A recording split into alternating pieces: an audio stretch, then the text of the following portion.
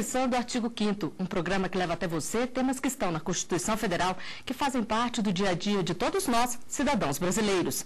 No programa de hoje, vamos falar sobre identificação do civilmente identificado.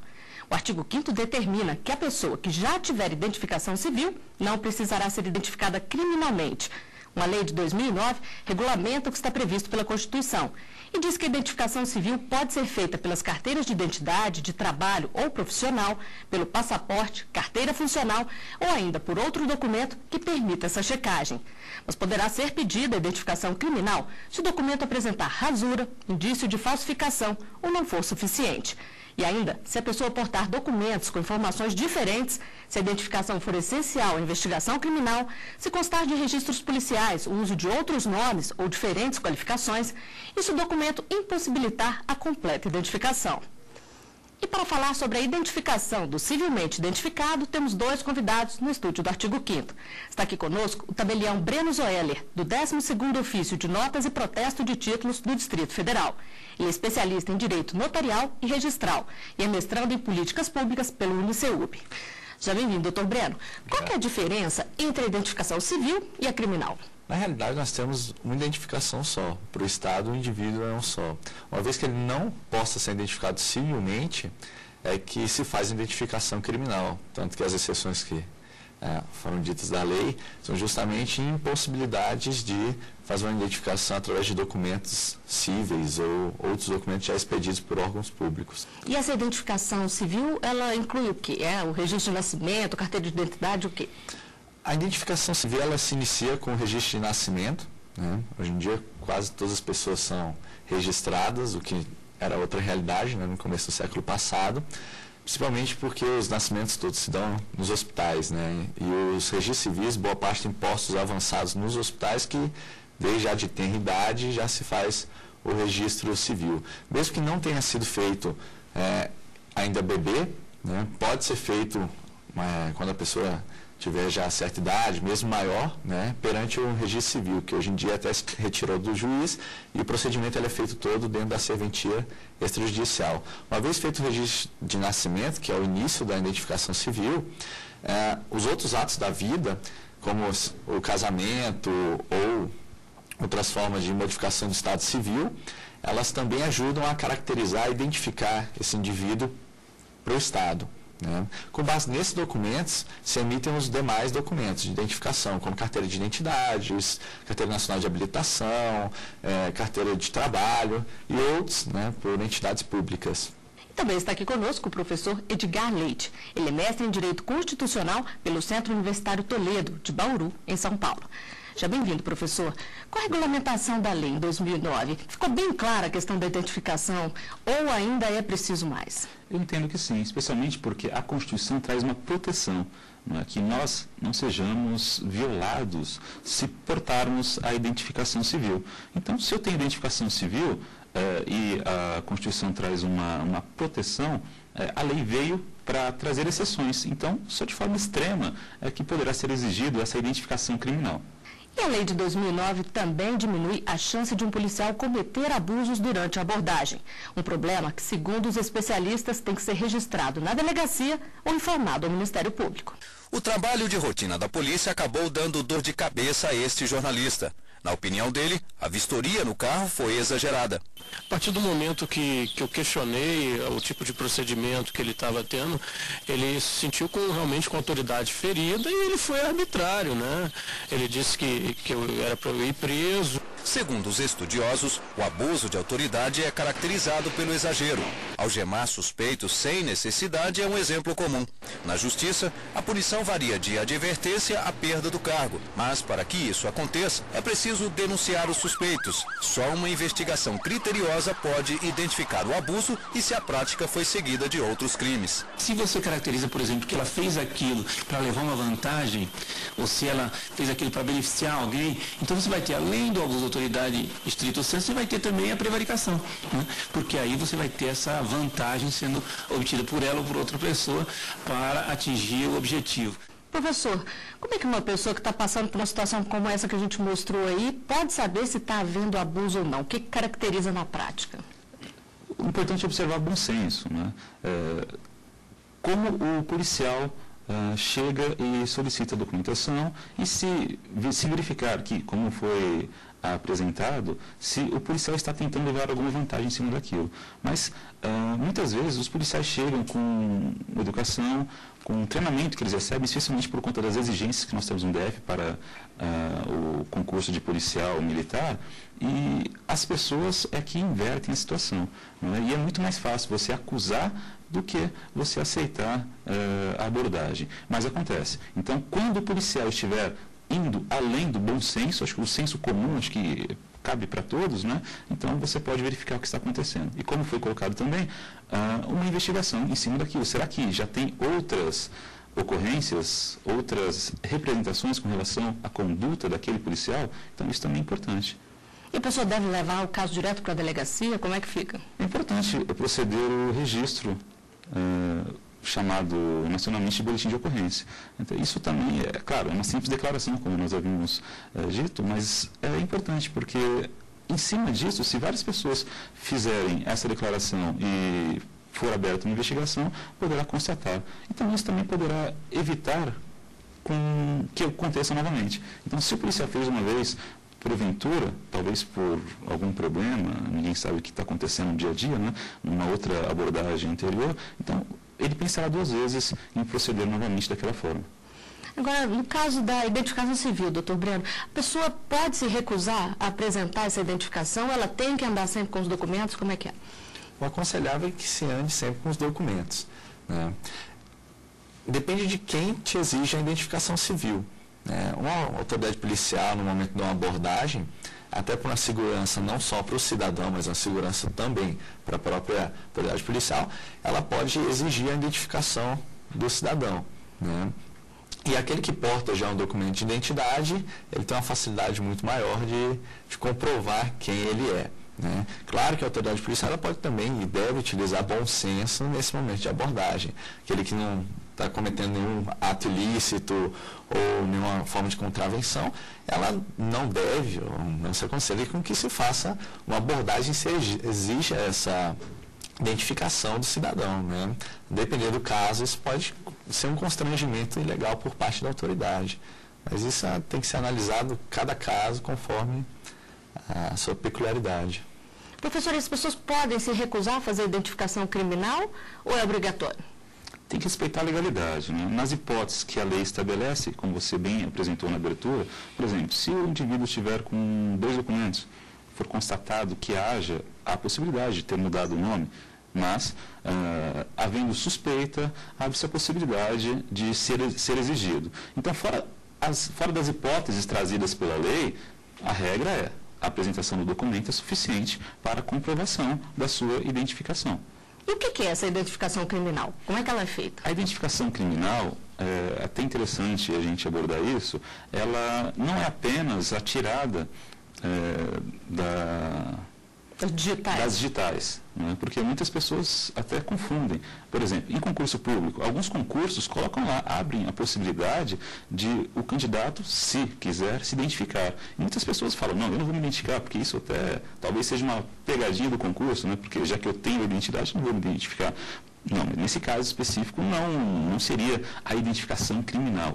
A tirada das digitais é uma das etapas. Então, você tem as digitais, você tem também as fotos, né, aquelas fotos que a gente vê especialmente nos filmes, e também a pergunta sobre a sua vida pregressa. Então, a identificação criminal, ela abrange várias etapas. Então, não são as digitais apenas. E é feita sempre numa delegacia, num instituto criminal? Como é que é? Sim, normalmente é feita na delegacia. Então, quando o indivíduo não apresenta a documentação, né, e sempre respeitando a razoabilidade, que é importante destacar, porque a lei anterior, que foi revogada agora pela Lei 12.037, ela trazia a possibilidade de apresentação em 48 horas. Isso foi revogado. Então, utilizando-se o bom senso, se alguém puder levar a documentação para o indivíduo, também deverá ser respeitado, não havendo as outras exceções impostas pela lei. Agora, existe alguma consequência de você ser identificado criminalmente ou é simplesmente para ter aquilo ali? O constrangimento é o que é mais alegado, né? A consequência é essa. Mesmo porque você provando a sua inocência, você pode muito bem, até por conta do próprio dispositivo legal, apresentando uma identificação civil, pedir a retirada dos autos. Então, não constaria mais. Agora, doutor Breno, no caso da identificação civil, com a internet, com a tecnologia avançando, ficou mais fácil fraudar, clonar os documentos? É difícil a gente afirmar que ficou mais fácil, né? Antigamente não era também tão fácil quanto, não se tinham os mecanismos tão acessíveis à população, mas por outro lado os entes públicos tinham gravavam poucos elementos de segurança nas próprias cédulas de identidade. Se você pegar uma carteira de identidade lá no Salvador, lá dos idos de 30, 40, né, do século passado, você vai ver que é basicamente uma folha de papel com muito poucos elementos de segurança, né? Hoje em dia, foram se aumentando o número de requisitos, né, de elementos de segurança, mas por outro lado também os falsificadores eles foram aprimorando a sua técnica. Então é um jogo de gato e rato, né?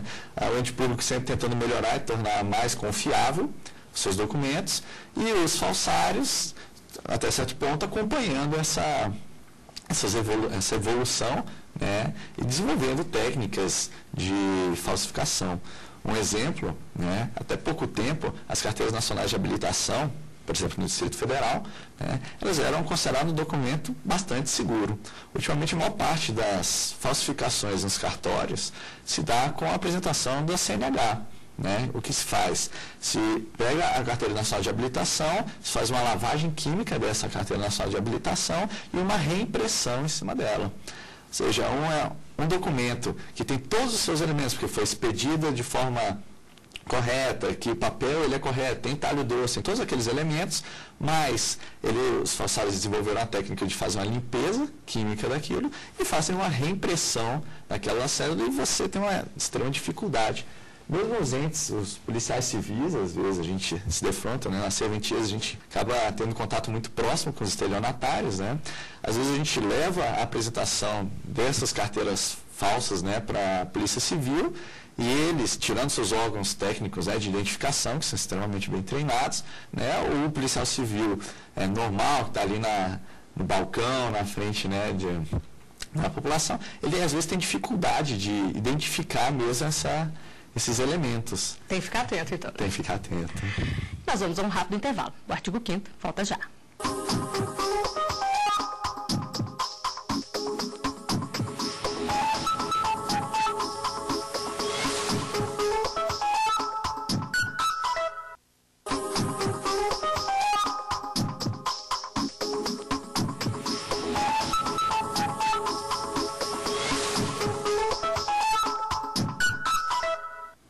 Volta com o artigo 5º. Os nossos convidados de hoje são o professor de Direito Constitucional, Edgar Leite, e o tabelião Breno Zoeller. No programa de hoje, estamos falando sobre identificação do civilmente identificado. Quem já teve a carteira de identidade extraviada ou roubada sabe bem o aborrecimento e os problemas que pode ter. São inúmeros os casos de documentos usados para cometer crimes.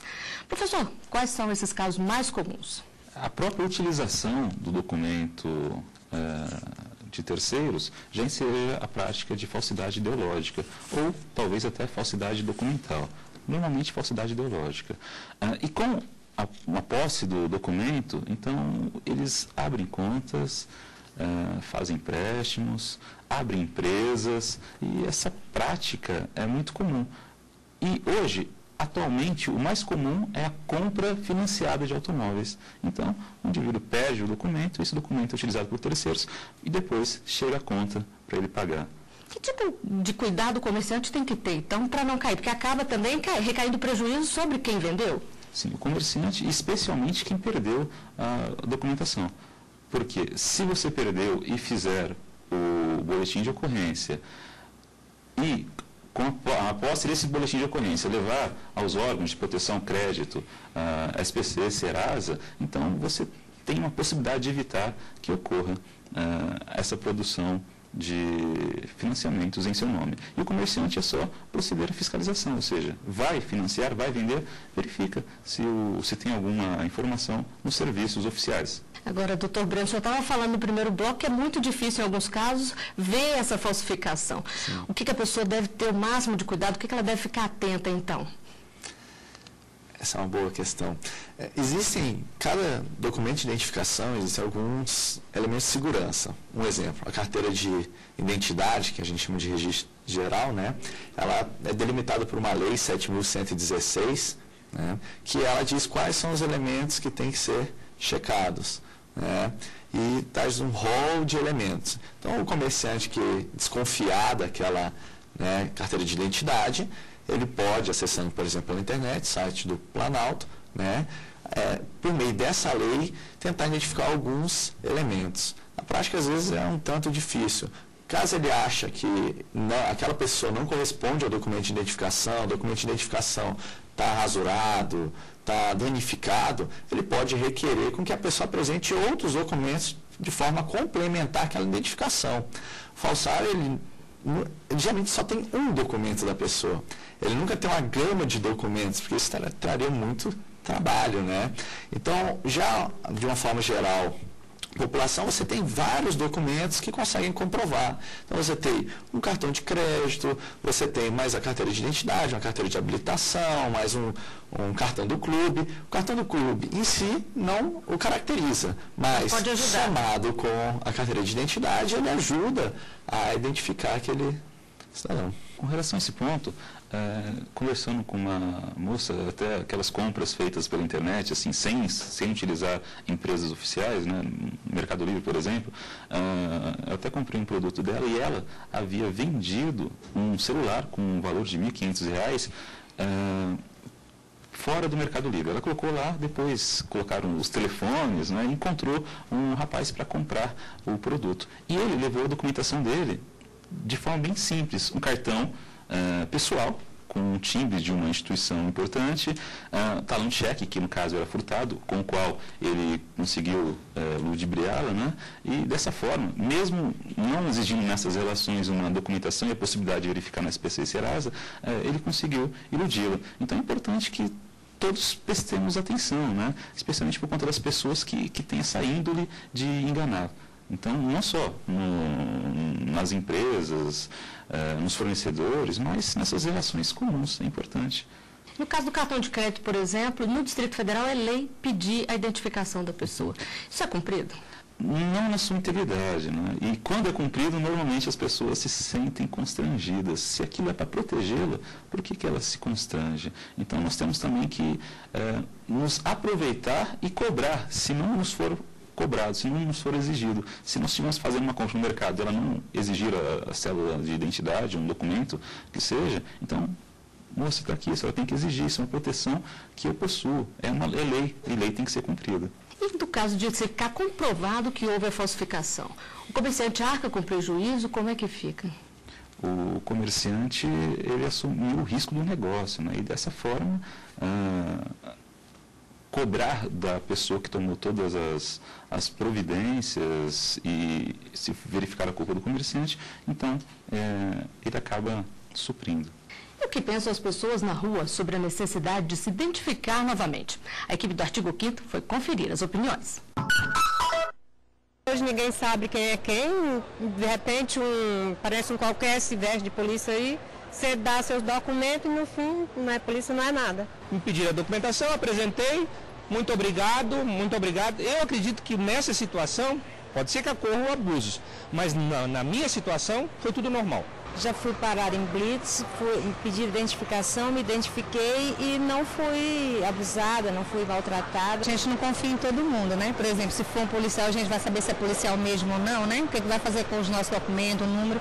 Então, eu acho complicado isso. Professor, a lei fala em vários casos em que é possível pedir a identificação criminal. Quais são os mais comuns? Os mais comuns, quando o documento entre a data da sua emissão e a apresentação tiver um tempo muito grande, não é, que não possa identificá-lo, até a hipótese de ter sido emitido em um local mais distante também, abre-se essa possibilidade. Quando já houver um registro policial da utilização pela mesma pessoa de mais de um nome, né, de mais de uma identificação, quando a autoridade, isso é um ponto importante, né, é o princípio da reserva jurisdicional, quando o juiz achar necessário. Então, com a solicitação do delegado, o juiz pode determinar a identificação criminal. Só aproveitar para trazer um questionamento. A nova lei, ela trouxe essa previsão do documento expedido em um lugar muito distante como uma forma de exigir identificação criminal. E traz, às vezes, a perplexidade, diz, ou seja, se você for uma pessoa que nasceu lá no Pará e por algum motivo esteja, por exemplo, trabalhando em São Paulo, aquele documento não serviria uma vez que ele está distante? Exatamente. Mas essa é uma questão... No Brasil, o tamanho que é, complica. Por questões continentais, como foi comentado, você poderia tirar a fé pública, né, então, daquele documento. A lei estaria trazendo uma exceção à fé pública? Será que ela poderia fazer isso? Acredito que não, né? Então, a questão é que também há um outro projeto, a gente está falando então dessa caráter continental do país, e essa possibilidade de se desconsiderar a fé pública do documento expedido por órgãos, né, muito distantes, né? Existe um projeto, na verdade uma lei já, né, 9454 de 97, que ela previa um registro então integrado, né, um registro único nacional, que até hoje não foi implementado. Existe previsão de ser implementado? Bem, se você acessar o site do Ministério da Justiça, ele diz que em 2011 seriam feitos testes em alguns estados, um exemplo no Distrito Federal, né? O fato é que a gente não consegue ver ainda essa implementação, né? E então, o registro único, ele poderia evitar esse problema, né, de se mitigar essa fé pública em todo o território federal, porque a lei, por exemplo, a 7.116, que trata da carteira de identidade, diz que cada um dos órgãos, na verdade, cada estado, ele faz a identificação civil, né? Então, só por uma questão de distância, como foi incorporado por essa lei, às vezes é meio complicado, né? Ela pode, inclusive, estar violando a regra da isonomia, né, da constitucional dos entes da federação. Se todos os entes têm a igualdade e você está dizendo, olha, se é um estado, talvez numa interpretação longe, ou um estado mais pobre, talvez, né, você poderia dar um tratamento diferenciado em face dos demais estados. Então, analisando dessa forma, eu vejo que não poderia. Então, talvez seja passível de uma declaração de inconstitucionalidade, tanto no conteúdo difuso como no concentrado. Então, se a pessoa, por estar portando um documento de um estado distante, né, não defino o que é um estado distante, poderia, inclusive, exigir que ele possa ser aceito, reconhecido e entrar até de forma incidental para que o juiz declare, naquele caso concreto, que seja inconstitucional esse dispositivo para ele. Agora, doutor Breno, o professor falou do tempo de emissão desse documento. Existe alguma orientação nesse sentido? A pessoa tem que renovar a identidade de quanto em quanto tempo? Tem algum caso que tem validade? A própria lei da carteira de identidade, utilizando a carteira de editada, ela previu, quando ela foi editada lá em 83, no seu artigo 11, que ela manteria a validade de todos os documentos emitidos anteriormente. Então fica a questão, a própria lei de identificação, ela diz que não haveria, então, um prazo, né, de validade para esses documentos. Alguns documentos são emitidos com prazo de validade, por exemplo, a CNH, o próprio passaporte, né. Houve uma discussão muito grande com relação a manutenção desse caráter de identificação do documento, mesmo após expirado seu prazo de validade, né. Começou-se pela ANAC, né, aquele problema, né, do caos aéreo, se poderia ou não, uma vez você embarcar, utilizar a carteira nacional de habilitação que estivesse vencida. Foi sendo pacificado no sentido que o vencimento desse documento não descaracteriza, né? Então, para fins de identificação, ele continua sendo válido. Então, a maior parte dos documentos, mesmo após a sua expirado seu prazo de validade, eles continuam sendo um documento hábil. Caso haja alguma mudança de estado, uma mudança de nome, por exemplo, casou-se e alterou-se o nome, aconselha-se com que a pessoa vá e retire uma nova documento de identidade, uma nova carteira nacional de habilitação, novo documento geral, né, do registro geral, para conseguir melhor se identificar, né? Existe uma exceção só, que o prazo de validade eu acredito que não deveria ser considerado após o prazo, que é a emissão de carteira de trabalho, né, quando ele é emitida meramente com 2 testemunhas. Porque você pode emitir uma carteira de trabalho só tendo 2 testemunhas que o atestam perante principalmente órgãos conveniados com a Delegacia do Trabalho. Nesse caso, uma portaria do Ministério do Trabalho, eu acho que é a portaria número 1, né, de 97 também, que ela diz que há um prazo de validade de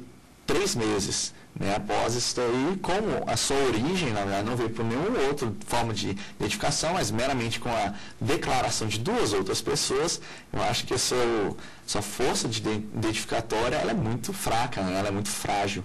Professor, e no caso dos homônimos, há muito problema com isso para a identificação? Quando são os homônimos, abre-se a possibilidade, né? Mas você, no caso concreto, você consegue diferenciá-los especialmente com relação ao nome da mãe e a data de nascimento, então já resolve. O problema é que em algumas regiões os nomes se repetem, né? Pais, mães, filhos com os mesmos nomes, então acontece, tá? Mas nas regiões em que há uma manutenção de nomes, então assim, aqui no DF não é muito comum, mas pode acontecer. Só um ponto colocado pelo colega, pelo Breno, com relação ao tempo, eu acho importante só que a pessoa que tem um documento de identificação, por exemplo, tirou com 12 anos, hoje está com uns 20, 30, isso facilita, se ele perder esse documento, que ele seja utilizado por terceiros. Então, talvez poderia ser até uma proteção para ele, que ele possa renová-lo. Né? Talvez a exigência legal, não sei, mas todo cuidado é pouco. Todo cuidado é pouco, especialmente para evitar problemas financeiros, né? Bom, nós estamos chegando ao final de mais um Artigo 5º. Professor Edgar Leite, Dr. Breno Zoeller, eu agradeço a participação de vocês aqui conosco e a gente se vê na semana que vem. Até lá.